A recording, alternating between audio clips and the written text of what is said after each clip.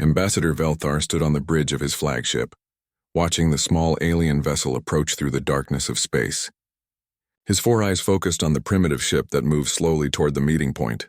The vessel looked nothing like the advanced warships of the Coalition fleet. It was simple, almost crude in design, with smooth metal surfaces and basic propulsion systems. Another new species seeking membership, his aide Crixmore whispered beside him. They call themselves humans. Their planet is called Earth. Velthar nodded slowly. In his 300 years as a Coalition ambassador, he had seen dozens of species request membership. Most were turned away. The Galactic Coalition was selective about who could join their peaceful union of 12 advanced civilizations. The human ship docked with surprising precision. Velthar had to admit their pilots knew how to handle their vessel. He walked to the docking bay, his long robes flowing behind him.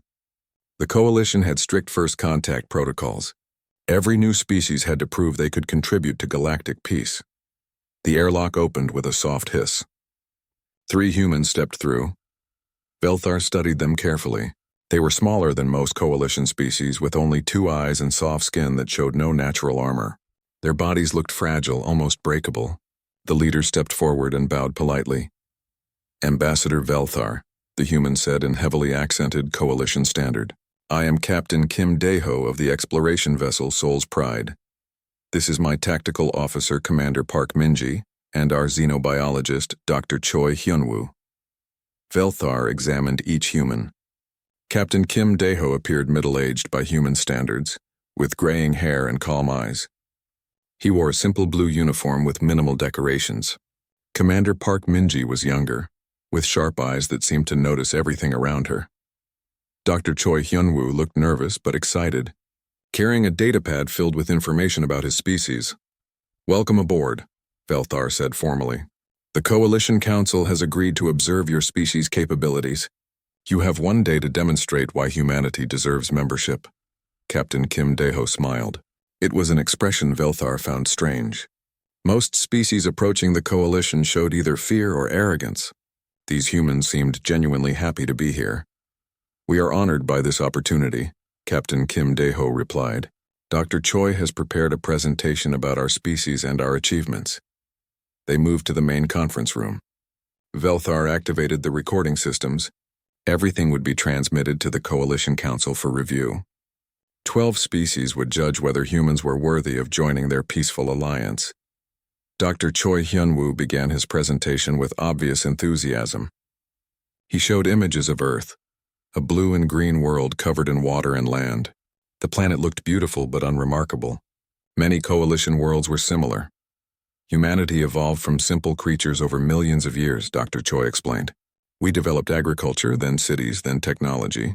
We reached our moon 300 years ago and have been exploring our solar system since then.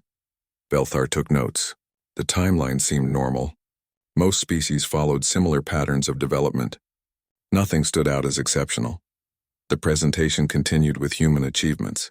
They had created art, music, literature, and science. They had built great structures and developed complex societies.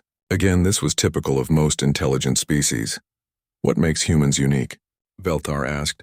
Dr. Choi paused, looking at his companions. Something passed between them that Velthar could not read.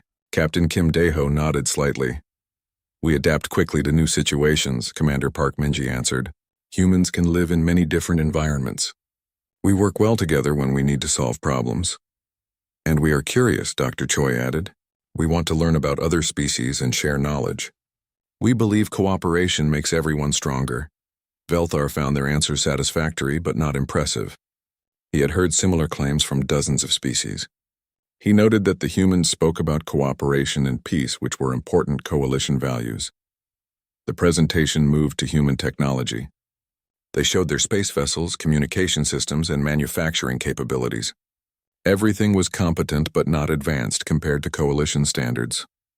Their weapons seemed particularly basic, mostly projectile-based systems that appeared designed for hunting rather than warfare. Your military capabilities seem limited, Velthar observed. Captain Kim Daeho's expression changed slightly. For a moment, his calm demeanor cracked, revealing something deeper underneath. But the moment passed quickly. We prefer peaceful solutions to problems, Captain Kim Daeho said. Humans have learned that violence rarely creates lasting solutions.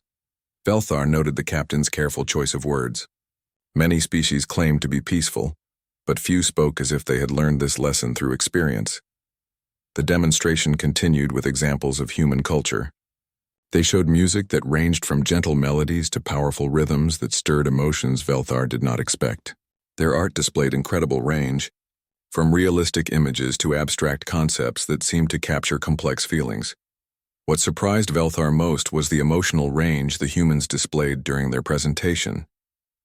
They showed joy when discussing their achievements, sadness when mentioning challenges their species had faced, and determination when talking about their future goals.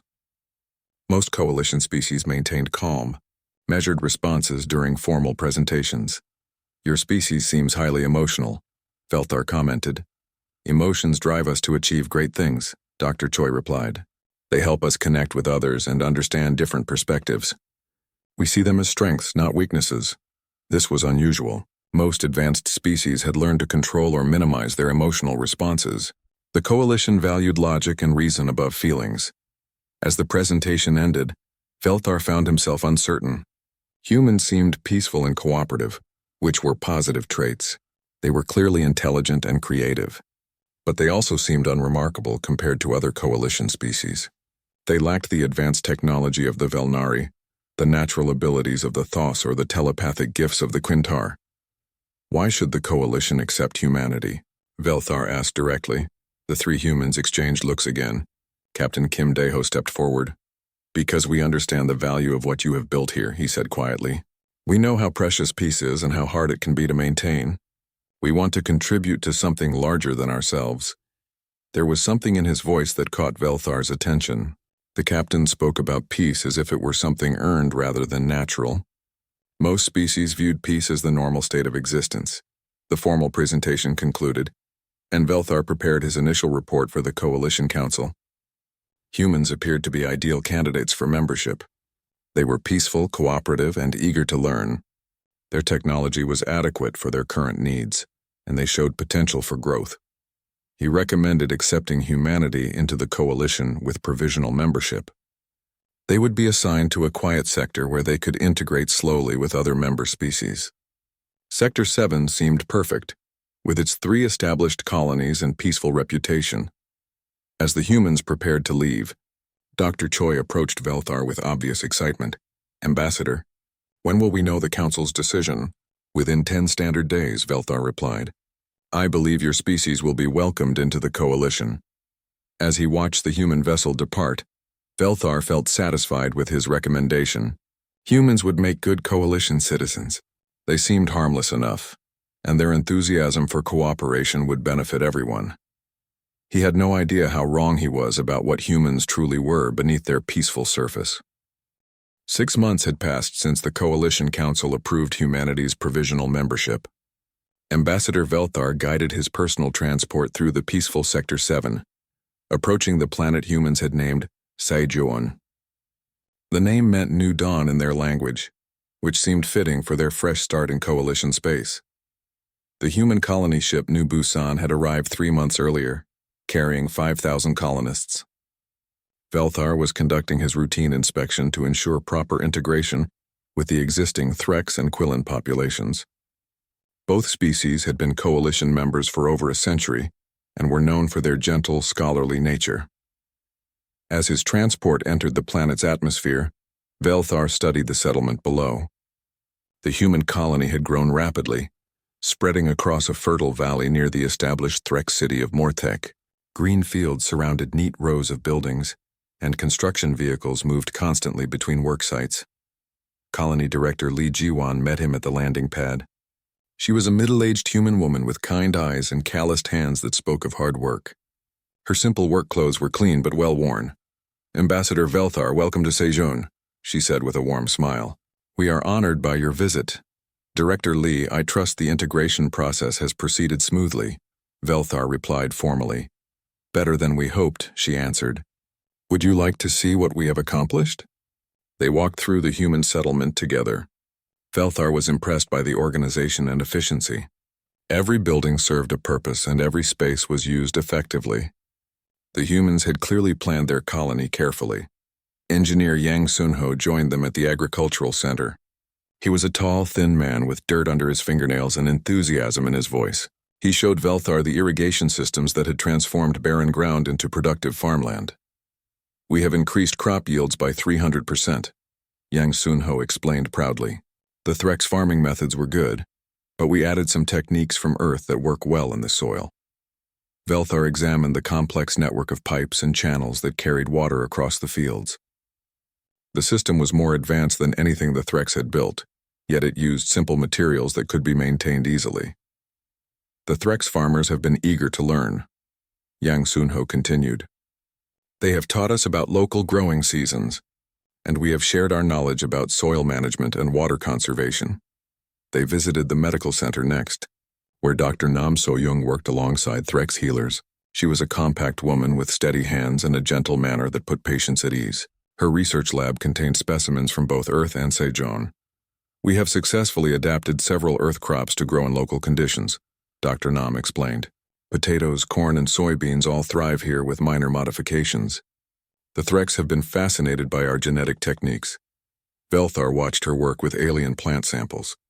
Her methods were careful and scientific, but she moved with confidence that suggested extensive experience. The integration seemed to benefit both species. At the community center, human children played with young Threx and Quillen. The different species seemed to enjoy each other's company, despite their physical differences. Language barriers were disappearing as the children learned to communicate through games and shared activities. "The young ones adapt fastest," Director Lee observed. "They do not see differences the way adults sometimes do." Velthar agreed. Most successful integrations began with the children accepting each other naturally. However, as the tour continued, Velthar began noticing details that puzzled him. The human settlement was well defended, with clear sightlines and multiple escape routes from every building. Storage facilities were dispersed and partially underground. Communication equipment was redundant and hardened against interference.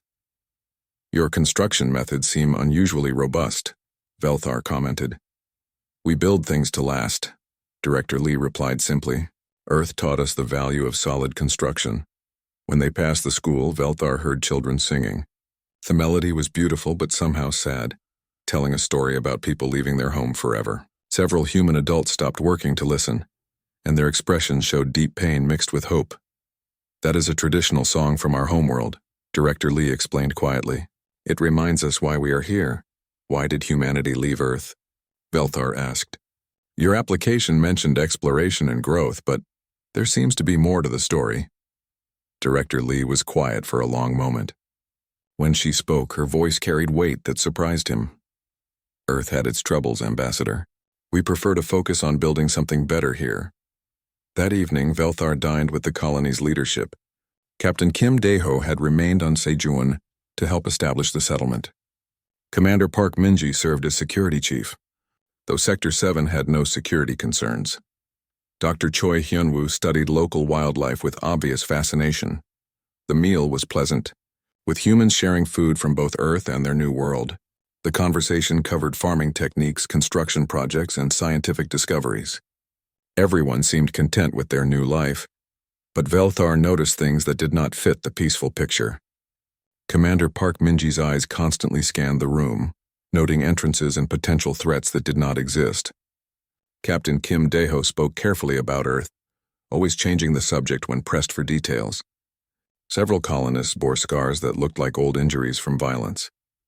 During dessert, Quillen youngsters in the next room began playing a war game, making loud battle sounds as they chased each other with toy weapons. The game was harmless fun that Quillen children had enjoyed for generations.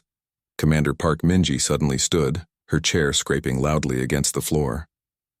Her face had gone pale and her hands shook slightly. She excused herself and left the room quickly. "Is Commander Park unwell?" Velthar asked. Captain Kim Dae-ho's expression darkened. "She will be fine. Sometimes the sounds of battle, even in play, bring back difficult memories." "What kind of memories?" "The kind we came here to leave behind," Captain Kim Dae-ho said firmly, ending the conversation. Later that night, Velthar walked through the quiet colony. Most humans were asleep, but he noticed guards posted at key locations. When he asked about this, Director Lee explained it was simply good practice to maintain watch schedules. Watch for what? Velthar pressed. Sector 7 has no dangerous wildlife or hostile forces. Old habits, she replied. Humans have learned to be careful. The next morning, Velthar prepared his integration report. By all measures, the human colony was succeeding brilliantly. They worked well with other species, contributed valuable knowledge and skills, and seemed committed to coalition values of peace and cooperation. Yet questions remained. Humans carried themselves like people who had experienced terrible things. They spoke about Earth with pain in their voices. They built their settlement like a fortress and maintained security measures against threats that did not exist. In his report, Velthar wrote, "Human integration proceeds excellently. The colonists demonstrate remarkable adaptability and contribute significantly to Sector 7 development. However, this species carries emotional burdens that other coalition members do not share. Their past experiences have shaped them in ways that may be worth monitoring." He recommended continued observation, but full integration support. Humans seemed to be exactly what the coalition needed: peaceful, productive citizens who enhanced the communities they joined. Velthar had no way of knowing that the peaceful facade concealed people who had survived things that would break most other species completely. The attack began at dawn on the third day of Velthar's extended visit to Sejon. He was reviewing integration reports in his guest quarters when alarms began screaming across the colony. Through his window, he saw unfamiliar ships descending through the morning sky like deadly birds. Vorthak corsairs. Even from orbit, their ships were unmistakable, with their jagged hulls and weapon arrays designed to terrorize rather than merely destroy. These pirates had plagued the Outer Rim territories for decades, raiding isolated settlements and taking slaves for their dark markets. Velthar activated his emergency communicator, connecting to Coalition Command. "This is Ambassador Velthar in Sector 7. We are under attack by Vorthak raiders. Request immediate military assistance." The response was grim. "Acknowledged, Ambassador. Nearest coalition fleet is 4 days away. Recommend evacuation protocols for all civilians, 4 days. Velthar's heart sank as he realized the implications. Vorthak raids typically lasted hours, not days. By the time help arrived, Sejon would be stripped bare and its population would be gone. He rushed outside to find chaos in the streets.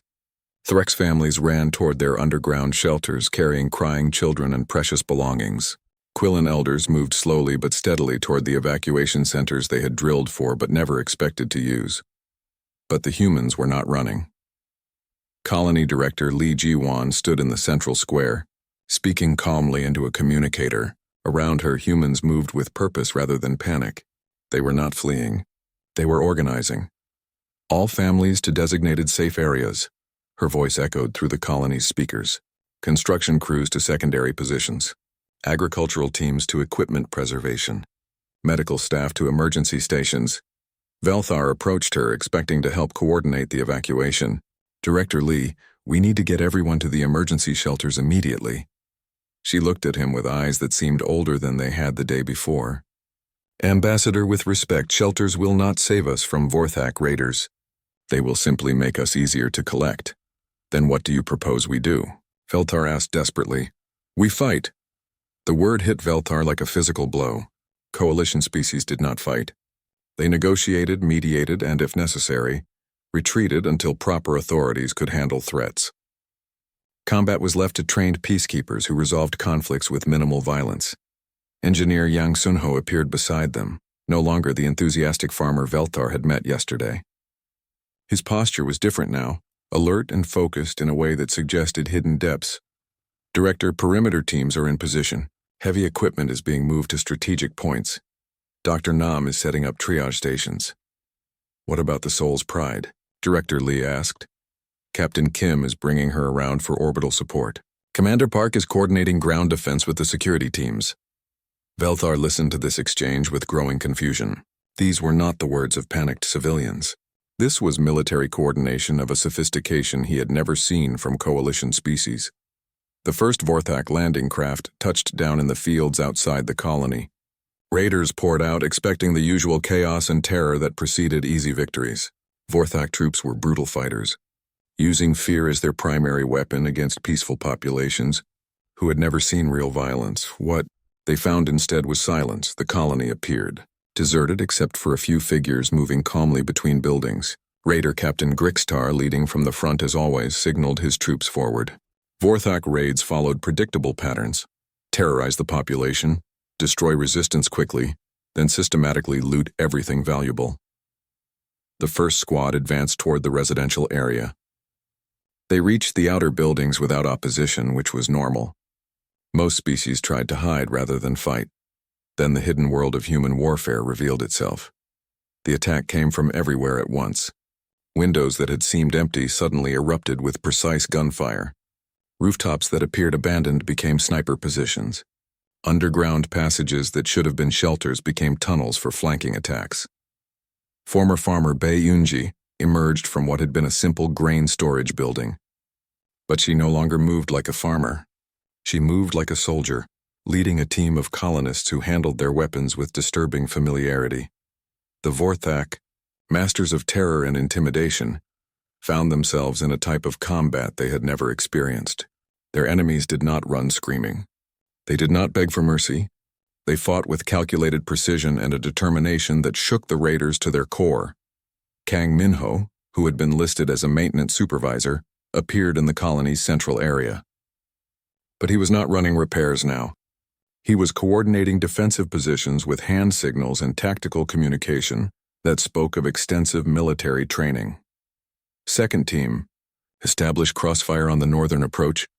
His voice crackled over communications that the Vorthak could not intercept. Third team, begin flanking maneuver through the drainage system. Medical, prepare for casualties. Velthar watched from his shelter as the battle unfolded. This was not the chaotic violence he had expected. The humans fought like they had done this before many times, against enemies far more dangerous than simple pirates. Dr. Choi Hyunwoo, the gentle xenobiologist who had presented humanity's peaceful nature to the coalition, appeared on a nearby rooftop. He was no longer studying alien life forms.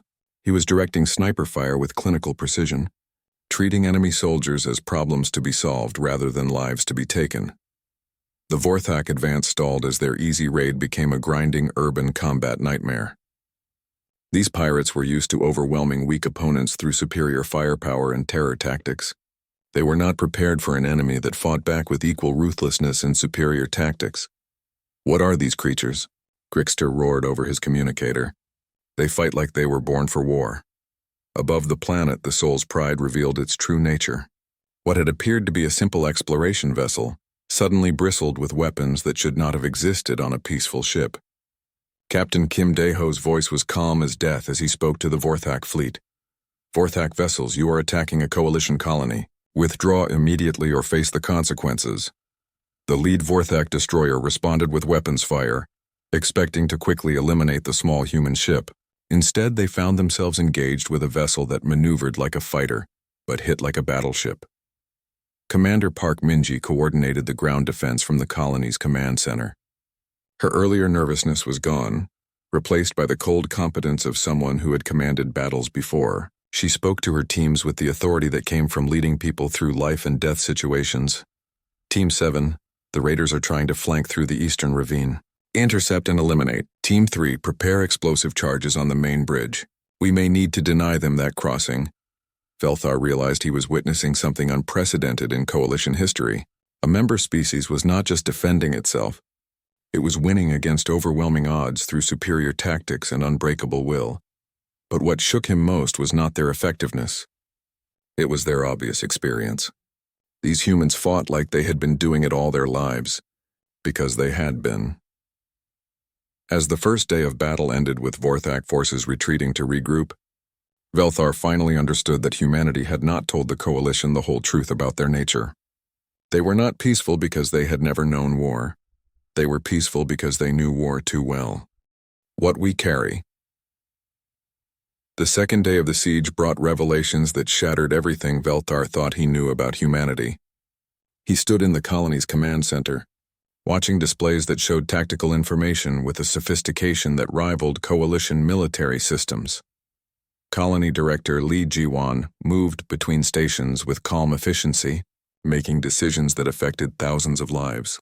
But she was no longer the simple administrator Velthar had met days before. She was a war leader, and every human in the colony responded to her authority without question. Casualty report, she requested from Dr. Nam So-young, who appeared on the main screen from the medical center. 17 wounded, 3 seriously. All stable for now. The Threx and Quillen civilians are secure in the deep shelters. No civilian casualties so far. Velthar was amazed. A full day of combat against Vorthak raiders and only 17 casualties. Coalition military doctrine suggested that untrained civilians would suffer catastrophic losses against professional pirates. But these were not untrained civilians. Engineer Yang Sunho entered the command center, his work clothes replaced by tactical gear that fit him like he had worn it for years. In his hands was a device that looked like mining equipment, but had clearly been modified for combat purposes. The perimeter charges are set, he reported. If they try another massed assault, we can channel them into the killing zones. The improvised weapons are performing better than expected against their armor. Good work, Director Lee replied. What about the water treatment facility? Secured and hardened. Even if they take the main colony, we can hold there for weeks. The backup power systems are all operational. Velthar listened to this exchange with growing unease. These preparations were too detailed, too professional, too ready. No species prepared this thoroughly for threats they had never faced unless they had faced worse threats before. Captain Kim Daeho's voice crackled over the communication system from orbit. Ground control, we have a problem. Vorthak reinforcements are incoming. 3 more raider fleets, approximately 40 ships total. They are treating this as a major military action now. The command center fell silent. 40 Vorthak ships represented more firepower than most coalition worlds could handle. The nearest coalition fleet was still 3 days away. Sejong was alone against impossible odds, but Director Lee simply nodded. Understood, Captain. Implement Protocol 7. Protocol 7 confirmed. Soul's Pride is moving to intercept position. Velthar had to ask. Director Lee, what is Protocol 7? She looked at him with eyes that held depths of experience he was only beginning to understand. It is what we hoped we would never need to use again, Ambassador.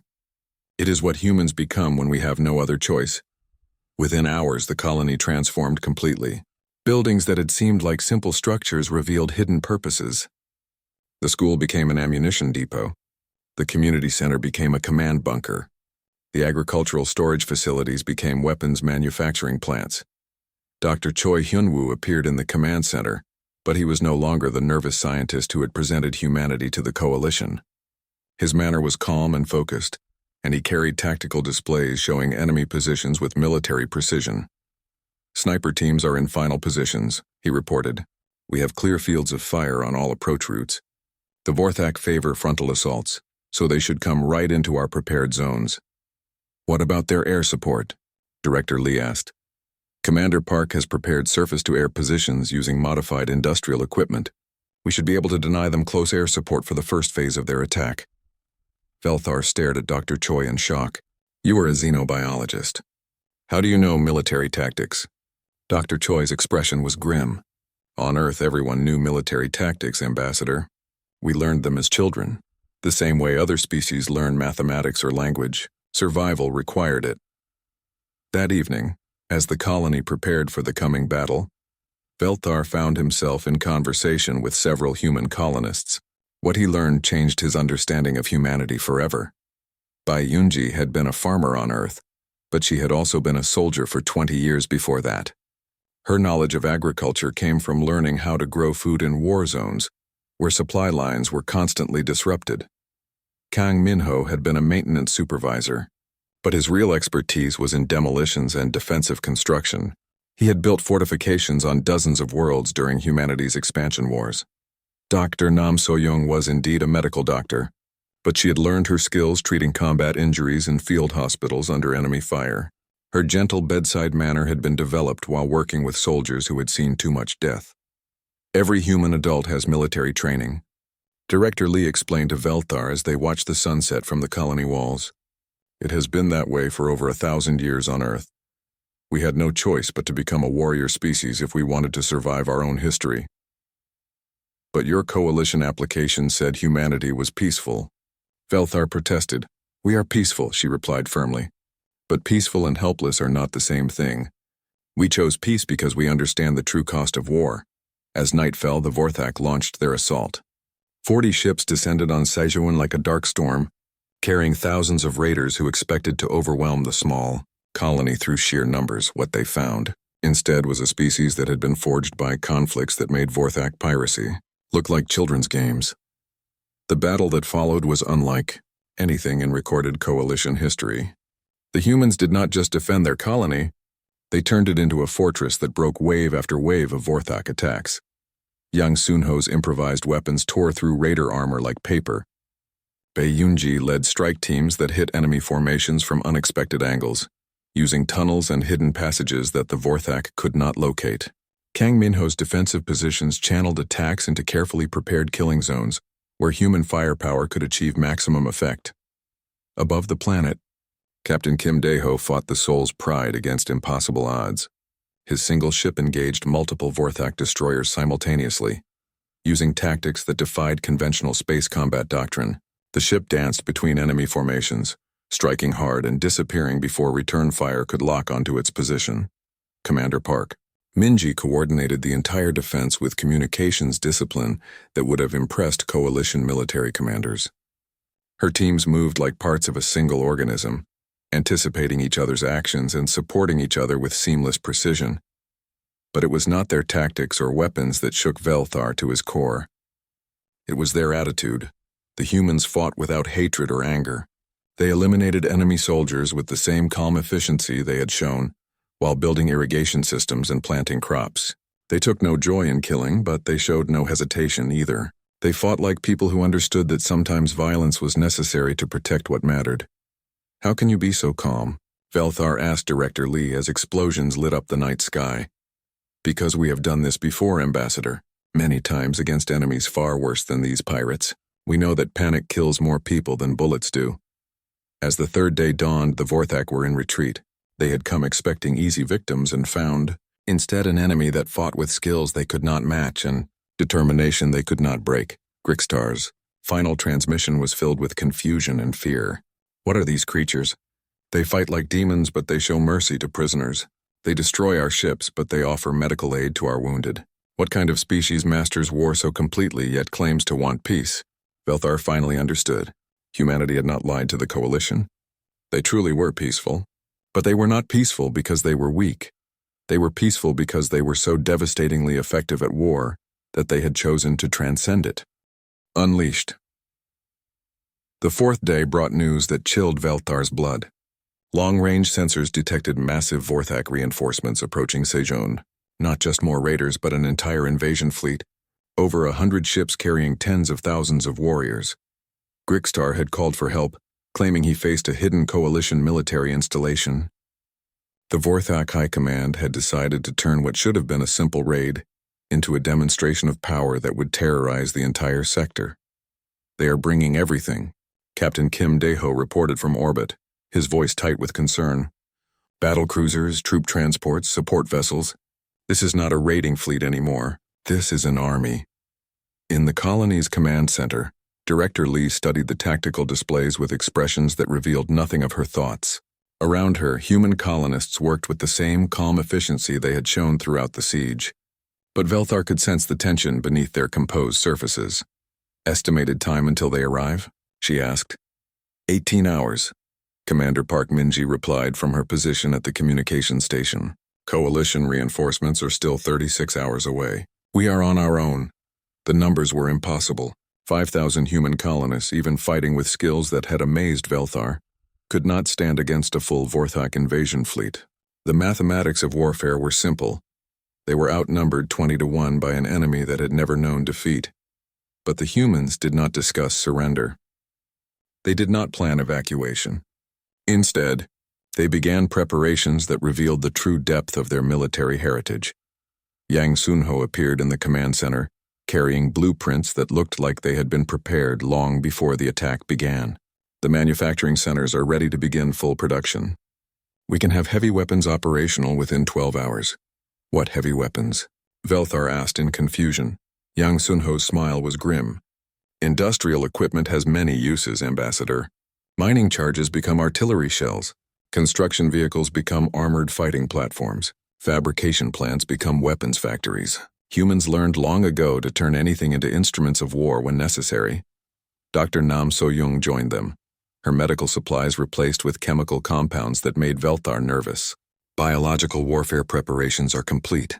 We can deploy area denial systems that will make landing zones uninhabitable for Vorthak physiology. You are planning to use biological weapons? Velthar asked in horror. Non-lethal area denial, she corrected. We will make them sick, not dead. But they will be too ill to fight effectively for several days. It should reduce their numbers without permanent harm. Velthar realized he was witnessing something unprecedented. These humans were not just defending a colony. They were implementing a complete military strategy that had been planned and prepared for scenarios they hoped would never occur. Kang Minho entered with reports from across the colony. Defensive positions are being hardened for extended siege operations. Underground facilities are stocked for 6 months of operations. All non-combatants are secured in deep shelters that can withstand orbital bombardment. What about the other colonies in this sector? Director Lee asked. Dr. Choi is coordinating with Threx and Quillen leadership. They are evacuating their populations to safety zones we have prepared. If the Vorthak want to control this sector, they will have to go through us. That night, as the invasion fleet approached, Velthar found himself walking through the colony one final time. What he saw would haunt him forever. Human children, some no older than 10 years, helped adults prepare defensive positions. They worked without fear, as if preparing for war was as natural as preparing for harvest time. When Velthar asked one child if she was scared, she looked at him with eyes too old for her face. My grandmother survived the Sol Siege, the child said simply. My parents lived through the Mars Rebellion. This is what humans do, Ambassador. We survive. In the manufacturing centers, colonists who had been farmers and teachers and shopkeepers just days before now operated machinery with military precision. They produced weapons, ammunition, and defensive equipment with skills that could only come from extensive training. Every human learns these skills as children, Bae-Yunji explained as she calibrated targeting systems for improvised artillery. We hoped our children would never need to use them, but we taught them anyway. Hope for peace, prepare for war. The Soul's pride hung in orbit like a guardian angel, its true capabilities finally revealed. The ship that had seemed so modest during humanity's coalition application now bristled with weapons that had been hidden within innocent-looking equipment bays. She was not built to explore. Captain Kim Dae-ho admitted over communications. She was built to fight humanity's wars, then converted for peaceful missions when we thought the fighting was over. We kept the weapon systems because we remembered what forgetting them cost us before. As dawn approached, the Vorthak invasion fleet entered the system. Their ships darkened the sky, carrying an army that had never known defeat. They came expecting to crush a small human colony and claim the entire sector as their prize. What they found instead was something that defied their understanding of warfare. The humans did not wait for the attack to come to them. They struck first with precision that spoke of centuries of military evolution. Hidden weapon emplacements opened fire from positions the Vorthak had not detected. The Soul's pride emerged from behind the planet's moon, hitting the invasion fleet from an angle they had not expected. But it was not the weapons that broke the Vorthak advance. It was the way humans fought. They coordinated like a hive mind, each unit supporting others in patterns too complex for the Vorthak to counter. They used tactics that turned the enemy's strength against them, channeling massive formations into killing zones where superior numbers became disadvantages. Most importantly, they fought with a determination that the Vorthak could not comprehend. Every human, from the youngest adult to the oldest veteran, fought as if the survival of their entire species depended on their personal actions, because that was exactly how they had fought for millennia on Earth. Dr. Choi appeared on the command center screens, coordinating sniper teams with clinical precision, but now Velthar understood what he was seeing. This gentle scientist was not learning to be a warrior. He was remembering skills that every human carried in their genetic memory. Target the command vehicles first, Dr. Choi instructed his teams. Disrupt their communications. Without coordination, their numbers work against them.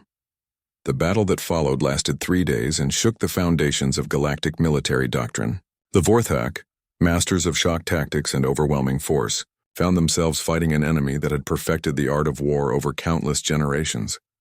When it was over, the invasion fleet was scattered and broken, Those Vorthak ships that survived fled the system, carrying tales of an enemy unlike anything they had ever encountered.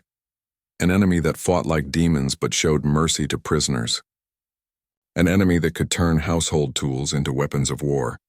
An enemy that treated the most desperate battle as simply another problem to be solved with competence and determination. As Velthar surveyed the aftermath, he finally understood what humanity truly was. They were not a peaceful species that had learned to fight when necessary. They were the most dangerous species in the galaxy, who had chosen to be peaceful because they understood the true cost of their own power. What peace costs? 3 weeks after the Vorthak invasion fleet retreated in defeat, Velthar stood in the memorial garden that humans had built in the center of their colony. The fighting was over, the wounded had healed, and Sejun was peaceful once again, but everything had changed. The memorial was simple but powerful. 7 stone markers honored the human colonists who had died defending their new home. Their names were carved in both human script and coalition standard, ensuring that future generations would remember their sacrifice. But it was the larger memorial that made Velthar's hearts ache. A massive black wall stretched across one side of the garden, covered in names that seemed to go on forever. 37 billion names carved in letters so small they could barely be read. The Earth Memorial, Director Lee explained quietly as she joined him. Every human who died in our final wars. We carry their memory with us wherever we go. Velthar studied the endless list of names, trying to comprehend the scale of loss they represented. 37 billion people. How did your species survive losing so many? Barely, she replied. We came very close to extinction. The last century on Earth was... She paused, searching for words that could convey the horror. It was what happens when a warrior species turns all its skills against itself. Captain Kim Daeho approached them, walking slowly through the garden paths. The battle had aged him, revealing depths of weariness that spoke of too many conflicts over too many years. Ambassador Velthar, he said formally, the Coalition Council has requested a full briefing about humanity's true nature. I believe it is time we told the complete truth. They gathered in the colony's main hall, where Coalition representatives had arrived to investigate the unprecedented military action. Velthar recognized several species ambassadors, all wearing expressions of confusion and concern. Captain Kim Daeho stood before the assembled group, no longer the humble explorer who had requested Coalition membership.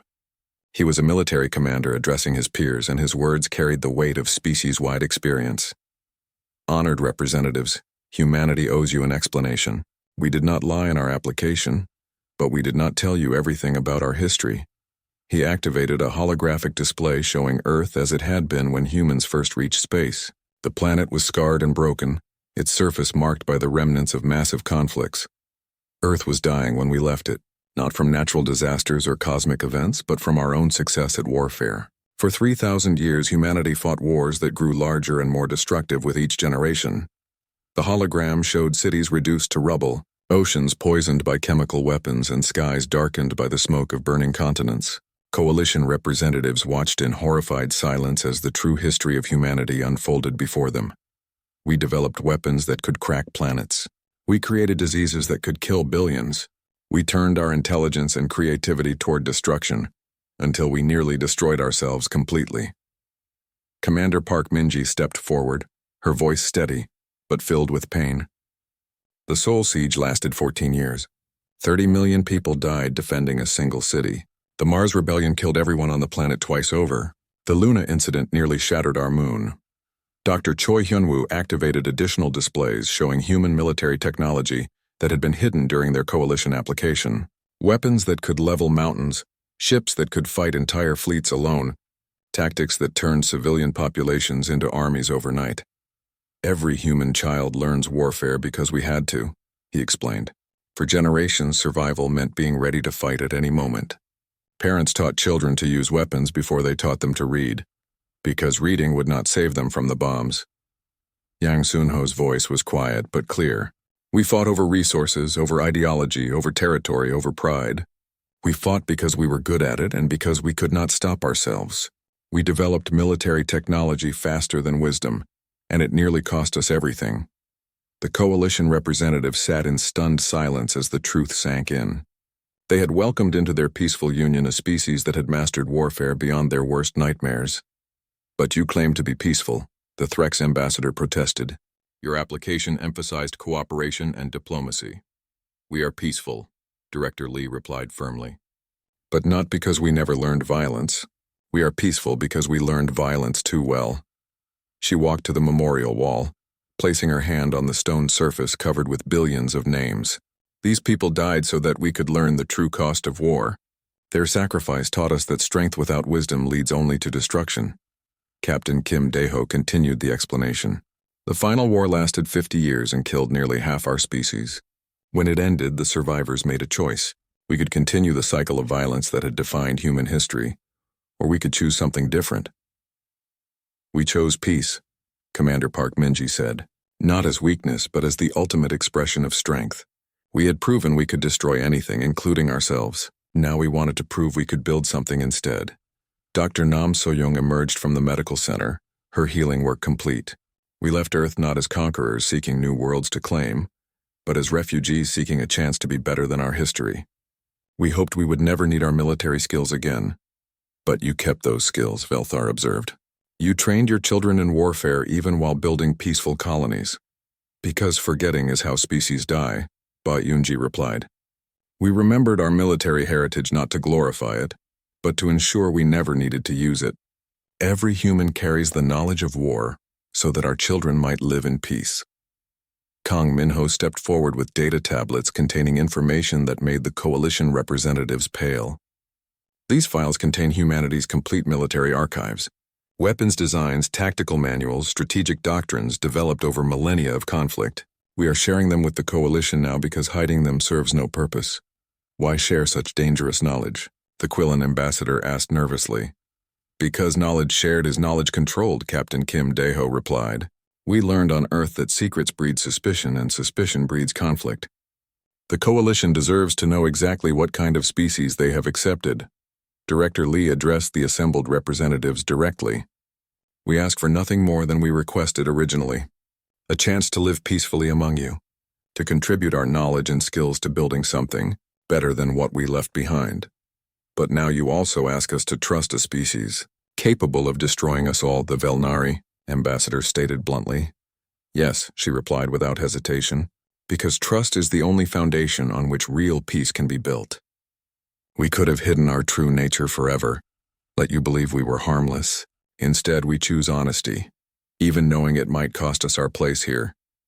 Velthar stood slowly, his mind processing everything he had learned. "What guarantees can you offer that humanity will not repeat its violent history among the coalition worlds?" Captain Kim Dae-ho met his gaze steadily. "None, Ambassador. We cannot promise we will never fight again, because sometimes fighting is necessary to protect what matters. What we can promise is that we will never fight for conquest, for pride, or for resources that can be shared. We fight only to protect peace," Commander Park Minji added, "because we know what happens when peace fails." The holographic display changed to show images of human colonies across coalition space. Thriving settlements where humans worked alongside alien species, building together instead of competing. Children of different species playing together while their parents collaborated on projects that benefited everyone. "This is what we want to build," Dr. Choi explained. "Not human supremacy, but genuine cooperation. We offer our skills, our knowledge, and our strength in service of something larger than any single species." Yang Sun-ho activated the final display, showing defensive improvements that humans had quietly implemented across coalition space. Early warning systems, emergency shelters, rapid response protocols that could save millions of lives in case of attack. "We have been preparing to defend not just human colonies but all coalition worlds," he revealed. "Because peace is only valuable if it can be protected when threatened." The Vorthak attack had been the first test of these preparations, and they had worked perfectly. Other coalition worlds now had the infrastructure and knowledge needed to defend themselves. Against similar threats, Velthar realized that humanity had been preparing to become the coalition's guardians from the moment they joined. Not as conquerors seeking control, but as protectors who understood that peace required strength to survive. "What do you want from us?" he asked finally. Director Lee's answer was simple but profound. The chance to prove that a warrior species can choose to serve peace instead of war. The opportunity to use our skills to protect rather than destroy. And the hope that our children will grow up in a galaxy where they never need to use the weapons we have taught them. As the coalition representatives debated humanity's future, Velthar walked again through the memorial garden. The names of 37 billion dead humans served as an eternal reminder of what war could cost. But the 7 new names of those who died defending Sejoan